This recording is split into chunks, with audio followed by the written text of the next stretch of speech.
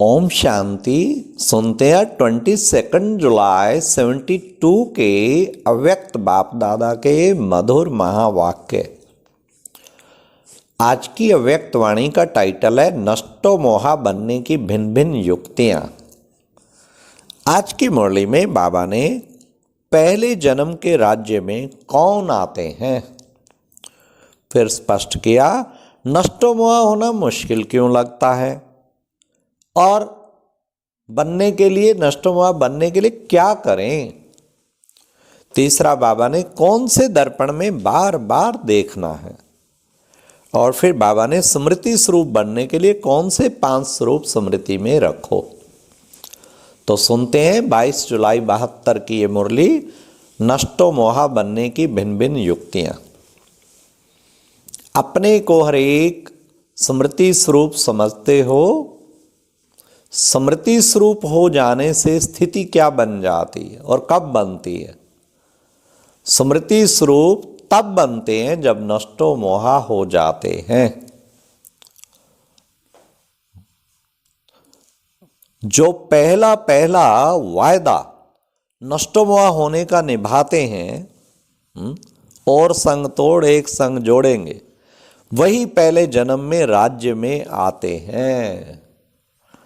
पहला वायदा कहो व पहला पाठ कहो व ज्ञान की पहली पहेली कहो, पहली बात कहो व पहला अलौकिक जन्म का श्रेष्ठ संकल्प कहो।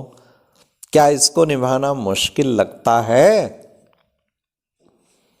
अपने स्वरूप में स्थित होना व अपने आप की स्मृति में रहना, यह कोई जन्म में मुश्किल लगा क्या? सहज ही स्मृति आने से स्मृति स्वरूप बनते आए हो ना। तो इस अलौकिक जन्म के सब स्वरूप की स्मृति में मुश्किल क्यों अनुभव होता है? जबकि साधारण मनुष्य के लिए भी कहावत है कि मनुष्य आत्मा की विशेषता यह है मनुष्य जो चाहे वह कर सकता है।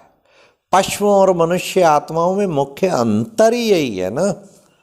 तो जब साधारण मनुष्य आत्माएं जो चाहे सो करके दिखा रही हैं, तो क्या आप, बड़े ध्यान से सुनना, तो क्या आप श्रेष्ठ मनुष्य आत्माएं, शक्ति स्वरूप आत्माएं, नॉलेजफुल आत्माएं, बाप के समीप संपर्क में आने वाली आत्माएं, बाप की डायरेक्ट पालना लेने वाली आत्माएं, पूजनीय आत्माएं, बाप से भी श्रेष्ठ मर्तबा पाने वाली आत्माएं जो चाहें वह नहीं कर सकती हैं क्या? कितने सारे टाइटल बाबा ने दिए।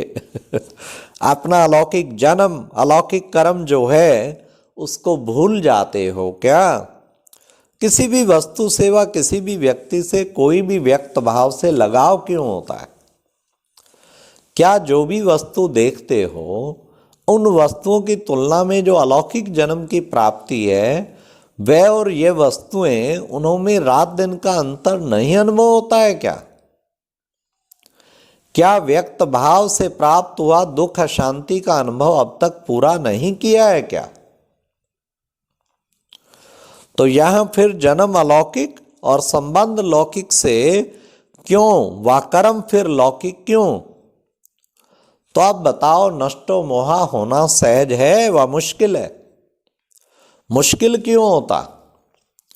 क्योंकि जिस समय मोह उत्पन्न होता है उस समय अपनी शक्ल नहीं देखते हो। आईना तो मिला हुआ है ना, आईना साथ में नहीं रहता है क्या? अगर शक्ल को देखेंगे तो मोह खत्म हो जाएगा।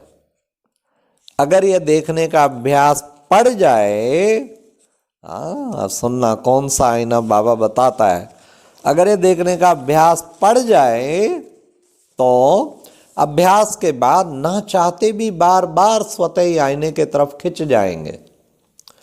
जैसे स्थूल में कईयों को आदत होती है ना बार बार देखने की, प्रोग्राम नहीं बनाते लेकिन ऑटोमेटिकली आईने तरफ चले जाते हैं, क्योंकि अभ्यास है।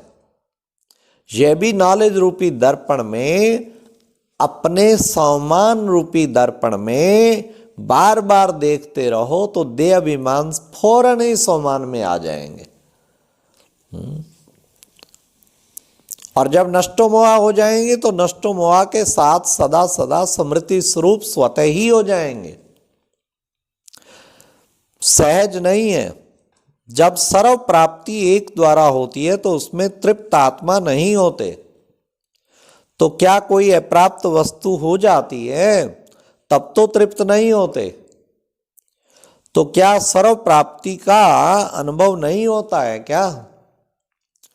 अभी तृप्त आत्मा नहीं बने हो। जो बाप दे सकते हैं क्या वे ये विनाशी आत्माएं इतने जन्मों में दे सकी हैं?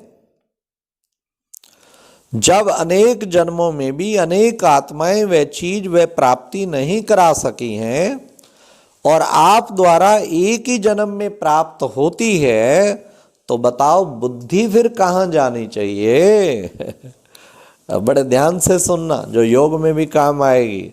कईयों की बुद्धि बहुत भटकती है ना, तो बाबा क्या कह रहे, भटकाने वालों में, रुलाने वालों में, ठुकराने वालों में, व ठिकाना देने वालों में। बाबा तो ठिकाना देने वाला है और वो रुलाने वाले, भटकाने वाले, टकराने वाले। बुद्धि कहाँ जानी चाहिए? नष्टो मोहा बनने के लिए अपनी स्मृति को चेंज करना पड़ेगा। मोह तब आता है जब यह स्मृति रहती है कि हम गृहस्थी हैं, हमारा घर, हमारा संबंध है, तब मोह जाता है। यह तो इस हद की जिम्मेवारी को, अभी बहुत इंपॉर्टेंट पॉइंट है खास प्रवृत्ति में रहने वाले भाई बहनों के लिए, ये तो इस हद के जिम्मेवारी को बेहद की जिम्मेवारी में परिवर्तन कर लो, तो बेहद की जिम्मेवारी से हद की जिम्मेवारी स्वतः ही पूरी हो जाएगी। बेहद को भूल के और हद की जिम्मेवारी को निभाने के लिए जितना ही समय और संकल्प लगाते हो ना, उतना ही निभाने की बजाय बिगाड़ते जाते हो। कितना वंडरफुल बाबा ने आज महावाक्य कह दिया कि अपने को बेहद का जिम्मेवार बना लो, ये सब कुछ हद वाली चीजें ठीक हो जाएंगे। तो फर्ज की बजाय और ही अपने आप में भी मर्ज लगा लेते हो। यह मोह का मर्ज है ना, और वही मर्ज अनेक आत्माओं में भी स्वतः ही लग जाता है। तो किसको फर्ज समझ रही हो ना, जिसको फर्ज समझ रहे हो ना, वह फर्ज बदल करके मर्ज का रूप धारण हो जाता है। इसलिए सदा अपने स्मृति को परिवर्तन करने का पुरुषार्थ करो। मैं गृहस्थी हूँ, फलाने बंधन वाली हूँ व फलाने जिम्मेवारी वाली हूँ, उसकी बजाय अपने मुख्य 5 स्वरूप स्मृति में लाओ। अब वो 5 स्वरूप कौन से हैं, ध्यान से सुनना। जैसे बाप के 3 रूप बताते हो ना, वैसे आपके भी 5 रूप हैं। वो कौन से हैं? मैं बच्चा हूं, दूसरा गॉडली स्टूडेंट हूं, तीसरा रूहानी यात्री हूं, चौथा योद्धा हूं, और 5वां ईश्वरीय व खुदाई खिदमतगार हूं। ये 5 स्वरूप बाबा कहते सदा स्मृति में रखो। ये 5 स्वरूप स्मृति में रहें। सवेरे उठने से बाप के साथ रूरवान करते हो ना, बच्चे रूप से बाप के साथ मिलन मनाते हो ना, तो सवेरे उठने से ही अपना स्वरूप याद रहे कि मैं बच्चा हूं। तो फिर गृहस्थी कहां से आवेगी? और आत्मा बाप से मिलन मनावे तो मिलन से सर्व प्राप्ति का अनुभव हो जाए। तो फिर बुद्धि यहां वहां क्यों जावेगी? इससे सिद्ध है कि अमृत वेले के इस पहले स्वरूप की स्मृति की ही कमजोरी है। इसलिए अपने गिरती कला के रूप स्मृति में आते हैं। ऐसे ही सारे दिन में अगर ये 5 ही रूप समय प्रति समय भिन्न भिन्न कर्म के प्रमाण स्मृति में रखो, तो क्या स्मृति स्वरूप होने से नष्टो मोहा नहीं हो जाएंगे क्या? इसलिए बताया मुश्किल का कारण यह है, जो शक्ल को नहीं देखते हो तो सदैव कर्म करते हुए अपने दर्पण में इन स्वरूपों को देखो कि इन स्वरूपों के बदली और स्वरूप तो नहीं हो गया, रूप बिगड़ तो नहीं गया। इसलिए देखने से बिगड़े हुए रूप को सुधार लेंगे और सहज ही सदा काल के लिए नष्टो मोहा बन जाएंगे। समझा? अभी यह तो नहीं कहेंगे नष्टो मोहा कैसे बने, ना बाबा कभी नहीं कहेंगे। नहीं ना, नष्टो मोहा ऐसे बने।